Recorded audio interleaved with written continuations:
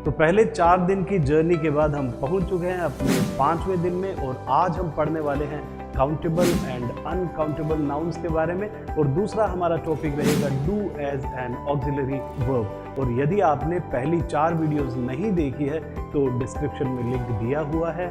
तो हम शुरू करते हैं अपने 5वें दिन की जर्नी। तो आज का हमारा पहला टॉपिक है काउंटेबल एंड अनकाउंटेबल नाउन्स। देखिए, आपके चारों तरफ बहुत सी चीज़ें आपको दिखाई दे रही होगी। मेरे हाथ में पेन है और आपके आसपास कुछ बुक दिखाई पड़ रही होगी आपको, या कुछ चेयर्स दिखाई पड़ रही होगी, या कुछ बेंचेस पड़े होंगे वो दिखाई दे रहे होंगे। तो ये सभी नाउन्स होते हैं। जो आसपास आपकी चीज़ें दिखाई दे रही है, आप उन्हें एक बार इतना समझ लीजिए कि वो नाउन्स हैं। तो हम आगे बढ़ते हैं और कुछ पिक्चर्स यहाँ देखते हैं। ये देखिए, यहाँ कुछ पिक्चर्स आपको दिखाई पड़ रही है। ये है बैग्स, और अगर मैं इधर कहूँ ये चेयर्स है, ये पेन्स है, ये बाइसिकल्स है, बुक्स है और कुछ ड्रम्स हैं, और यहाँ देखिए ये स्टार्स हैं। तो जब मैं काउंटेबल नाउन्स की बात करता हूँ तो मैं इन्हें गिनता हूँ, मैं इन्हें कहता हूँ कि 6 बैग्स हैं। और ये अगर मैं बोलता हूँ तो 2 चेयर्स है, 6 पेन्स है, या 2 बाइसिकल्स है, या कुछ बुक्स है, या यहाँ 5 स्टार्स है, या कुछ ड्रम्स हैं जिन्हें मैं गिन सकता हूँ। मैं यहाँ 1 2 3 4 1 2 3 4 की काउंटिंग इनके साथ कर सकता हूँ। और ये एक बात है कि ये एक भी हो सकती है और ये बहुत सारी भी हो सकती है। ये पेन एक भी हो सकता है और ये पेन यहाँ 6 पेन्स हैं। अगर बाइसिकल की बात करूँ तो बाइसिकल एक भी हो सकती है, I can say 2 bicycles, I can say 3 bicycles, या चेयर एक भी हो सकती है, या यहाँ 2 चेयर्स हैं। तो इस तरीके से हम काउंटेबल नाउन्स को इस तरीके से डिफाइन कर सकते हैं कि वो एक भी हो सकता है और वो ज़्यादा भी हो सकता है। और ज़्यादा होगा तो हम क्या करेंगे, उसकी काउंटिंग करेंगे। लाइक ये 1 है तो उसके लिए क्या बोलूँगा, अगर 2 है तो 1 2, 1 पेन 2 पेन्स। अगर 1 chair 2 chairs, 3 chairs 4 chairs 5 chairs, तो मैं क्या कर रहा हूँ, इन्हें काउंट कर रहा हूँ। तो जिन चीज़ों को हम काउंट करते हैं वो काउंटेबल नाउन्स होते हैं। देखिए, यहाँ एक आपको स्टार्स दिखाई पड़ रहे हैं। आपके मन में एक सवाल आएगा कि स्टार जो है वो काउंटेबल है या अनकाउंटेबल है। तो जनरली हम बहुत से लोग ये बोलते हैं कि स्टार जो वर्ड है वो अनकाउंटेबल है। स्टार वर्ड क्या होगा, स्टार वर्ड काउंटेबल होगा, क्योंकि आप क्या करते हैं, उन्हें गिनते हैं। 1 star, 2 stars, 3 stars, 4 stars, 5 stars. तो आप क्या कर रहे हैं, इन्हें गिन रहे हैं। क्योंकि इन्हें गिना जाता है इसलिए हम इन्हें क्या कहेंगे, काउंटेबल नाउन्स कहेंगे। हाँ, ये बहुत ज़्यादा होते हैं कि गिनना मुश्किल हो जाता है तो हम इन्हें क्या कहते हैं, ये काउंटलेस है। तो काउंटलेस होना अलग चीज़ है, वो अनगिनत है कि उन्हें हम गिन नहीं पाते, इतने सारे हैं। लेकिन आप उन्हें क्या करते हैं, उन्हें गिनते हैं। 1 star 2 stars 3 stars 4 stars. Okay, तो यहाँ देखिए हम कुछ इस तरीके से लिखेंगे। 6 बैग्स यहाँ देख सकते हो। तो जब मैं किसी भी नाउन से पहले 1 2 3 4 5 6 ये लगा देता हूँ, इसका मतलब मैं उन्हें गिन रहा हूँ या मैं उन्हें गिन सकता हूँ। तो मैं कहूँगा 6 बैग्स, तो ये क्या हुआ, ये काउंटेबल नाउन हुआ। यहाँ बैग वर्ड क्या हुआ, काउंटेबल नाउन हुआ। अगर मैं 2 चेयर्स बोलता हूँ तो चेयर्स फिर से क्या हुआ, काउंटेबल नाउन हुआ। 5 ड्रम्स, ये भी काउंटेबल हुआ। 6 पेन्स या 2 बाइसिकल्स, 6 बुक्स या 5 स्टार्स, ये सब वर्ड्स जो मैंने यहाँ लिखे हैं, क्योंकि मैं इनसे पहले 1 2 3 4 लगा रहा हूँ, इसका मतलब ये काउंटेबल नाउन्स हैं और आप इन्हें गिन रहे हैं। अब देखिए कुछ और वर्ड्स हम देखते हैं। यहाँ आपको दिखाई पड़ रहा है, ये यहाँ शुगर है। अब आप शुगर को गिनेंगे कि चलो भाई 5 शुगर्स ले आओ, नहीं, आप गिनेंगे नहीं। हाँ, इनका मेजरमेंट होता है। मेजरमेंट मतलब एक माप तोल इनका होता है। कोई केजी में हो सकता है, लीटर में हो सकता है, वो क्या है, इनका मेजरमेंट है। और इस तरीके से फूड देखिए आप, यहाँ फूड वर्ड है, इसको भी आप काउंट नहीं करते हैं। ऑयल वर्ड है, इसको भी आप काउंट नहीं करते हैं, इनका भी मेजरमेंट होता है, वो लीटर में हो सकता है। यहाँ टी की जब मैं बात करता हूँ, हाँ मैं कप कप को गिन सकता हूँ लेकिन टी को नहीं गिनते। हाँ, जनरली क्या है कि हम कई बार यूज़ कर लेते हैं, हम कहते हैं कि यार 2 चाय लेके आना, तो तब हम वैसे गिन लेते हैं, लेकिन जनरल सेंस में हम टी को भी क्या मानते हैं, अनकाउंटेबल नाउन मानते हैं। हाँ, कभी कभी जब हम कहते हैं कि 3 चाय ले आना, उस सेंस में हम इसे काउंटेबल बना देते हैं। तो आप देखें यहाँ शुगर है, ये अनकाउंटेबल है। क्यों है? क्योंकि हम इसे 1 2 3 4 नहीं कहते हैं।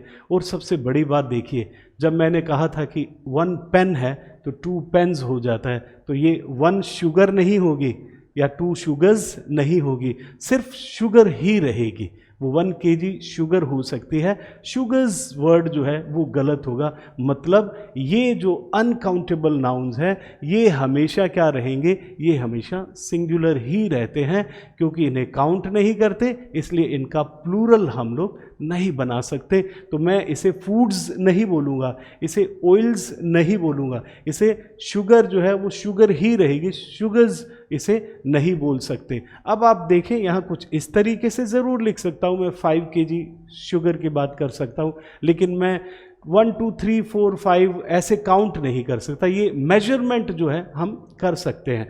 ये 1 लीटर ऑयल बोल सकते हैं, हम ये नहीं बोल सकते 1 ऑयल 2 ऑयल्स 3 ऑयल्स, वो गलत होगा। और इसी तरीके से 100 ग्राम्स ऑफ फूड बोल सकते हैं, 2 कप्स ऑफ टी बोल सकते हैं। यहाँ काउंटेबल जो है वो कप्स हैं, टी जो है वो कहीं भी काउंटेबल नहीं है। तो आपको समझ आया होगा कि काउंटेबल नाउन्स वो नाउन्स होते हैं जिन्हें हम गिन सकते हैं, जिनकी हम गिनती करते हैं, जिनको हम काउंट करते हैं, जिनको 1 2 3 4 कहते हैं, और वो सिंगुलर भी हो सकते हैं और वो प्लूरल भी हो सकते हैं। लेकिन अनकाउंटेबल नाउन्स जो है वो हमेशा सिंगुलर होते हैं, उनकी काउंटिंग नहीं होती है, उनका मेजरमेंट होता है।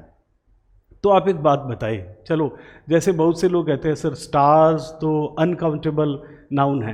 अच्छा, अगर स्टार्स अनकाउंटेबल नाउन है तो आप क्या ऐसे, फिर तो डायलॉग ऐसे होता कि मैं तुम्हारे लिए आसमान से 5 किलो तारे तोड़ लाऊंगा, ऐसे थोड़ा होता है ना। तो वो केजी में थोड़ा होता है, या वो कोई किसी वेट में थोड़ा होता है, वो क्या होता है, उसे हम काउंट करते हैं 1 स्टार 2 स्टार्स 3 स्टार्स 4 स्टार्स, तो उनका मेजरमेंट नहीं होता। यहाँ इनके मेजरमेंट जो है वो हो रहे हैं।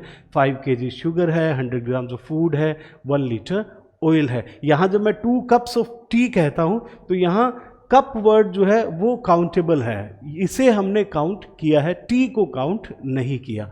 अब देखिए कुछ इस तरीके से आपको समझ आएगा अगर आप इसे इन दोनों ही बॉक्सेस को देखते हैं। तो काउंटेबल नाउन्स कौन कौन से हो गए, bag, chair, drum, book, star, pen, bicycle, ये तो हो गए आपके काउंटेबल नाउन्स। और अनकाउंटेबल नाउन्स कौन से हुए, sugar, oil, water, food, tea, milk, ये सब क्या है, अनकाउंटेबल नाउन्स है। इन्हें मैं प्लूरल भी बना सकता हूँ, मैं बैग को बैग्स भी कह सकता हूँ, चेयर्स भी कह सकता हूँ, यहाँ ड्रम्स भी कह सकता हूँ, बुक्स भी कह सकता हूँ, स्टार्स भी कह सकता हूँ, बाइसिकल्स, पेन्स, इन्हें मैं प्लूरल बना सकता हूँ।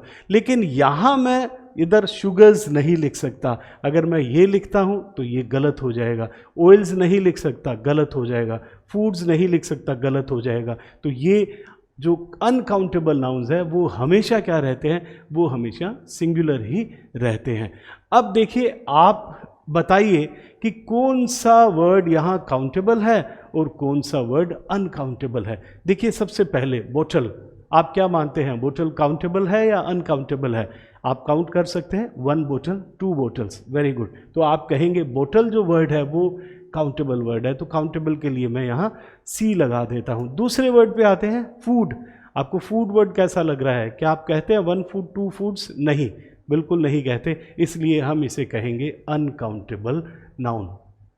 बोतल यहाँ काउंटेबल नाउन है, फूड यहाँ अनकाउंटेबल नाउन है।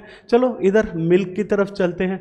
मिल्क का भी क्या होता है, मेजरमेंट होता है। आप मिल्क को भी क्या करते हैं, मेजर करते हैं, इसलिए हम इसे भी क्या कहेंगे, अनकाउंटेबल नाउन कहेंगे, क्योंकि इसे आप काउंट नहीं करते हैं। स्टार वर्ड बहुत इंपॉर्टेंट वर्ड है। आप जनरली थोड़ा सा कंफ्यूजन में आ जाते हैं जब आप अनकाउंटेबल और काउंटलेस की बात करते हैं। तो यहाँ स्टार वर्ड जो है वो क्या है, वो काउंटेबल है। आप इन्हें गिनते हैं, 1 2, आसमान की तरफ देखते हैं आप, 1 2 3 4 करते हैं। हाँ ठीक है, इतने सारे हो जाते हैं, काउंटलेस है तो आप गिनना छोड़ देते हैं, लेकिन गिनते तो हैं। तो ये क्या है, यहाँ स्टार वर्ड जो है वो काउंटेबल नाउन हो जाता है। और अगर हम बात करें बुक की, तो बुक कैसा वर्ड है, बुक भी काउंटेबल है, क्योंकि 1 बुक और 2 बुक्स आप कह सकते हैं, ये भी काउंटेबल है। चॉकलेट, चॉकलेट तो बहुत सारी है, आप चॉकलेट्स, बहुत सारी चॉकलेट्स भी खाते होंगे, 1 चॉकलेट, 2 चॉकलेट्स, बहुत सारी चॉकलेट्स खाते हैं, तो ये भी क्या है, काउंटेबल है। स्टूडेंट क्या है, स्टूडेंट को भी गिना जा सकता है, 1 स्टूडेंट, 2 स्टूडेंट्स, ये भी काउंटेबल है। हाँ ये वर्ड देखिए, फर्नीचर, कुछ ऐसे शब्द होते हैं जो हमें लगता है कि काउंटेबल है, हम गिन सकते हैं, लेकिन वो अनकाउंटेबल के रूप में होते हैं इंग्लिश में। तो फर्नीचर वर्ड जहाँ भी मिले आप समझ लेना वो अनकाउंटेबल वर्ड है, ठीक है। तो कुछ चीज़ें आपको याद रखनी पड़ेगी, यहाँ फर्नीचर जो है वो अनकाउंटेबल वर्ड है। और इसी तरीके से ब्रेड, ब्रेड भी यहाँ अनकाउंटेबल वर्ड होता है इंग्लिश में, तो यहाँ ब्रेड इज़ अनकाउंटेबल, ध्यान रखिएगा इसे। ऐसे ही हमने एक वर्ड किया था इसी शायद 3rd वीडियो में हमने किया है, जहाँ वर्ड है आपका एडवाइस, और एडवाइस भी क्या है, अनकाउंटेबल है। और न्यूज़ वर्ड भी आपका अनकाउंटेबल वर्ड है। इंफॉर्मेशन वर्ड भी यहाँ अनकाउंटेबल है। और बॉय वर्ड तो आपको पता है कि यहाँ काउंटेबल है। तो आप देख लीजिए कि ब्रेड, एडवाइस, न्यूज़, इंफॉर्मेशन, और फिर यहाँ वर्ड आया है आपका फर्नीचर, ये सब, या मिल्क, ये, या फूड, ये सब क्या है, ये अनकाउंटेबल नाउन्स है। तो एक अनकाउंटेबल नाउन्स के बारे में कुछ चीज़ें आपको ध्यान लग गई है। मैंने बोल भी दिया है कि एक तो इनका प्लूरल नहीं बनता है, क्योंकि ये 1 नहीं है तो ज़्यादा कैसे हो सकते हैं, जब उनकी काउंटिंग ही नहीं करते तो 1 2 3 4 हम कर ही नहीं सकते। और इसी तरीके से मैं जब 2 नहीं कह सकता इनके लिए, तो 1 भी नहीं कह सकता। तो 1 मीन्स ए या एन जो वर्ड्स हैं वो 1 से मतलब रखते हैं, ए या एन। तो मैं किसी भी अनकाउंटेबल से पहले ए वर्ड का या एन वर्ड का यूज़ भी नहीं करूँगा। क्यों? क्योंकि जिनकी काउंटिंग करते हैं उन्हीं के लिए 1 या ज़्यादा लिखा जाता है, लेकिन जो अनकाउंटेबल है उनके लिए ए या एन का यूज़ नहीं करेंगे। तो अगर मैं यहाँ कहूँ कि एन एडवाइस, मैं नहीं कह सकता क्योंकि अनकाउंटेबल है। एन का मतलब क्या होता है? 1 होता है। तो मैं यहाँ 1 एडवाइस नहीं लिख सकता क्योंकि एडवाइस को तो काउंट ही नहीं करते हैं, इसलिए क्या 1 और क्या 2। और इसी तरह से न्यूज़ के लिए भी मैं यहाँ ए वर्ड यूज़ नहीं कर सकता। It is a great news, it is a great news गलत हो जाएगा क्योंकि अ ग्रेट न्यूज़ नहीं लगा सकता। इट इज़ ग्रेट न्यूज़ कह सकता हूँ, it is a great news नहीं कह सकता। ऐसे ही इंफॉर्मेशन से पहले मैं एन वर्ड का यूज़ नहीं कर सकता। ये देखें यहाँ कुछ लिखा है कि फर्नीचर वर्ड जब क्या है, अनकाउंटेबल है। अगर अनकाउंटेबल है तो आप क्या करेंगे, इसके लिए आप प्लूरल इसको नहीं बना सकते या एस या ई एस इनके आगे नहीं लगा सकते। एडवाइस वर्ड भी क्या है, ये भी अनकाउंटेबल है, तो आप इसे एडवाइसेस नहीं कह सकते। और अगला वर्ड देखें आप, फूड, ये भी अनकाउंटेबल है, तो इसका भी प्लूरल नहीं बना सकते। अभी मैंने आपको बताया था जैसे ये इंफॉर्मेशन वर्ड है, इंफॉर्मेशन वर्ड जो है वो क्या है, वो अनकाउंटेबल है। और अनकाउंटेबल से पहले फिर मैं ए या एन का यूज़ करता हूँ तो वो गलत हो जाएगा। क्यों गलत हो जाएगा? क्योंकि जब काउंटेबल नहीं है तो हम उसे 1 या 2 या 3 कुछ भी नहीं कह सकते, इसलिए यहाँ एन जो है वो गलत है क्योंकि एन का मतलब होता है फिर 1 से, इसलिए मैं यहाँ एन नहीं लिख सकता। और फिर देखिए इंफॉर्मेशंस वर्ड भी गलत है। क्यों गलत है? क्योंकि इंफॉर्मेशन क्या है, इंफॉर्मेशन अनकाउंटेबल नाउन है, इसका प्लूरल मैं नहीं बना सकता। अब एक क्वेश्चन हम करके देखते हैं जो कंपेटिटिव एग्जाम्स में जिस तरीके का क्वेश्चन पूछा जाता है। ये देखें, यहाँ एक क्वेश्चन आपको दिया गया है, he gave the police a false information about his background. He gave the police a false information about his background. मैंने बोला है पुलिस, तो आप थोड़ा ध्यान रखिए, इसका जो इंग्लिश प्रोनाउंसिएशन होता है that is police, police, okay, प, okay. So this is not police in English, it is police, okay. So he gave the police a false information about his background. तो आप कहें नो इम्प्रूवमेंट या यहाँ false information लिखूँ या false informations लिखूँ या एन फॉल्स इन्फॉर्मेशन लिखूँ। तो पहली चीज़ तो यहाँ गलत क्यों है ये चीज़, ये पता चलाते हैं। गलत इसलिए है कि इन्फॉर्मेशन क्या है, अनकाउंटेबल है, और अनकाउंटेबल से पहले मैंने क्या लगा दिया, ए लगा दिया। तो ये ए जो वर्ड लगा है एक्चुअल में तो इन्फॉर्मेशन के लिए ही लगा है, अ फॉल्स इन्फॉर्मेशन, ठीक है। तो यहाँ ए मैंने लगाया अनकाउंटेबल के साथ, ये गलत है। तो मैं फिर एन भी तो गलत है, एन तो लग ही नहीं सकता, खैर फिर वो भी गलत है। और यहाँ इन्फॉर्मेशंस हो नहीं सकता, वो भी गलत है। इम्प्रूवमेंट तो मुझे चाहिए, और वो इम्प्रूवमेंट क्या है, यहाँ सिर्फ फॉल्स इन्फॉर्मेशन आएगा। तो इसका आंसर होना चाहिए इस तरीके से कि he gave the police false information about his background. I hope कि आपको ये काउंटेबल और अनकाउंटेबल का कॉन्सेप्ट समझ आया होगा। हम अपना अगला कॉन्सेप्ट अभी करते हैं। तो दूसरा हमारा आज का टॉपिक है do as an auxiliary verb. Auxiliary verb को अगर मैं आसान भाषा में बोलूँ तो वो होती है हेल्पिंग वर्ब। अब हेल्पिंग वर्ब क्या हुई, जो वर्ब की हेल्प करती है वो है हेल्पिंग वर्ब। अब वर्ब क्या है, आपको पता होगा कि जितने भी आप काम करते हैं वो सभी क्या है, वो वर्ब है। जो भी काम करते हैं आप, अगर मैं कहूँ रन, तो रन क्या हुआ, एक वर्ब हुई। प्ले, प्ले भी एक वर्ब हुई। जंप, जंप भी वर्ब है। लाफ भी वर्ब है। तो जितने भी आप काम करते हैं वो सभी क्या है, वर्ब्स होती है। तो डू को मैं कह रहा हूँ हेल्पिंग वर्ब के रूप में जब हम बात करते हैं तो किस तरीके से यूज़ करेंगे, अभी देखते हैं। यहाँ कुछ सेंटेंसेस, आप कुछ सेंटेंसेस को यहाँ देखिए। पहला सेंटेंस लिखा है यहाँ आई डोंट गो। अगर यहाँ देखें आप आई डोंट गो, और दूसरा सेंटेंस देखें शी डजंट प्ले, और यहाँ लिखा है आई डिडंट राइट दिस। एक बार आप इन्हें आराम से देख लीजिए, ये लिखा हुआ कैसे है और आपको क्या बात समझ आ रही है। आई डोंट गो लिखा है, शी डजंट प्ले लिखा है, और आई डिडंट राइट दिस लिखा है। तो यहाँ वर्ब्स कौन सी है ये तो आपको समझ आ गई होगी कि गो एक वर्ब है, यहाँ प्ले एक वर्ब है, और राइट एक वर्ब है। और ये क्योंकि वर्ब की हेल्प कर रही है सेंटेंस बनाने में, तो मैं इन्हें कह देता हूँ ये क्या है, ये हेल्पिंग वर्ब्स है। वो डू भी हेल्पिंग वर्ब के रूप में हो सकता है, डोंट भी, उसका नेगेटिव भी हेल्पिंग वर्ब के रूप में हो सकता है, डजंट भी हो सकता है, डिडंट भी हो सकता है। तो यहाँ देखें ये वर्ब है, then this is helping verb. यहाँ राइट आपकी वर्ब है, तो डिडंट क्या हुआ, यहाँ हेल्पिंग वर्ब। तो ये सब हेल्पिंग वर्ब्स हुई। यहाँ देखिए अब इस कुछ इस तरीके से कि मैंने ग्रीन में जो लिखा है वो सभी तो क्या हुई, हेल्पिंग वर्ब्स हुई, और जो यहाँ येलो में लिखा हुआ है वो सभी क्या है, वर्ब्स है। देखिए I don't go, she doesn't play, and I didn't write this. तो यहाँ डोंट हेल्पिंग वर्ब है और गो क्या है, यहाँ वर्ब है। देखिए, और वर्ब के ब्रैकेट में मैंने लिखा है first form of the verb. तो आपको यही चीज़ बताना चाहता था मैं कि जब कहीं भी आपको डू, डज और डिड हेल्पिंग वर्ब के रूप में मिलते हैं, चाहे वो नेगेटिव में डोंट के रूप में मिले, डजंट के रूप में मिले या डिडंट के रूप में मिले, उनके साथ हमेशा हमेशा first form of the verb आप यूज़ करेंगे। अब दूसरा सेंटेंस देखिए, she doesn't play, she doesn't play यहाँ लिखा है, तो प्ले फिर से क्या है, प्ले यहाँ पे first form of the verb है, और डजंट क्या है, यहाँ हेल्पिंग वर्ब है।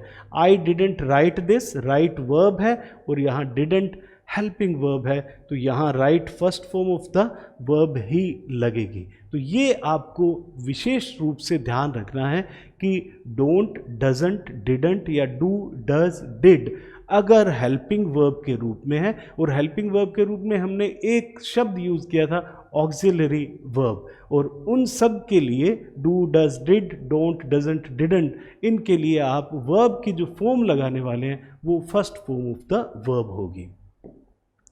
ये देखिए आपके इंट्रोगेटिव सेंटेंसेस हैं, तो इंट्रोगेटिव सेंटेंसेस में जहाँ क्वेश्चन मार्क्स है तो यहाँ डू आया है। अगर आप इसे वर्ब है तो ये वर्ब है, तो यहाँ डू क्या है, हेल्पिंग वर्ब है। और इसी तरीके से प्ले यहाँ वर्ब है और यहाँ डस हेल्पिंग वर्ब है। राइट यहाँ वर्ब है, यहाँ डिड हेल्पिंग वर्ब है। आप फिर से देखें, वही चीज़ है कि डू, डज, डिड जो ग्रीन में दिखाई दे रही है वो हेल्पिंग वर्ब्स है, और जो येलो में दिखाई दे रही है वो वर्ब्स हैं। और आप फिर से देखिए, ब्रैकेट में जो लिखा हुआ है वो first form of the verb लिखा हुआ है। मतलब डू, डज, डिड के साथ हम क्या यूज़ कर रहे हैं? हम यूज़ कर रहे हैं first form of the verb. Do you go लिखा है यहाँ पे, डज शी प्ले लिखा है, डिड यू राइट लिखा है। तो आपको बात समझ आई होगी फिर से कि डू, डज, डिड अगर हेल्पिंग वर्ब के रूप में है तब उनके साथ हम first form of the verb use करेंगे, और वो चाहे नेगेटिव में डोंट हो, डजंट हो या डिडंट हो, उनके साथ भी first form of the verb use करते हैं। अब first form of the verb का मतलब आप समझ गए होंगे कि वर्ब की जनरली हम 3 फॉर्म्स पढ़ते हैं। जैसे अगर मैं कहूँ कि गो वर्ड है तो go, went and then gone, go, went and then gone, play, played, played. लेकिन मुझे कौन सी फॉर्म लगानी है? मुझे first form of the verb लगानी है, जो कि है प्ले, जो कि है गो या फिर राइट। तो ये सब क्या है? First form of the verbs है। आप देखिए यहाँ क्या गलती है, ये सब गलत है। गलत क्यों है? देखिए यहाँ लिखा है आई डिडंट वेंट देयर, यहाँ लिखा है आई डिडंट वेंट देयर, और ये क्यों गलत हो गया?